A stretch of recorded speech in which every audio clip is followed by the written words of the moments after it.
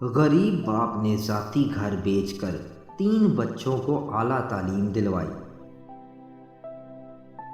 تینوں بچے اعلیٰ تعلیم حاصل کر گئے مگر کرائے پر رہتے ہیں کیونکہ نوکریاں اچھی نہیں ملی۔ یہ ہمارے معاشرے کی ایک تلخ حقیقت ہے جس نے ہنرمند، ذی علم و شعور افراد کو دھکے کھانے کے لیے رکھا ہے، اور کرپشن، فحاشی اور بے ایمانی سے پیسہ بنانے والوں کو حرام میں اتنا مال دیا ہے کہ ان کے گھر بھی بن جاتے ہیں، عیاشیاں بھی ساری زندگی جاری رہتی ہیں۔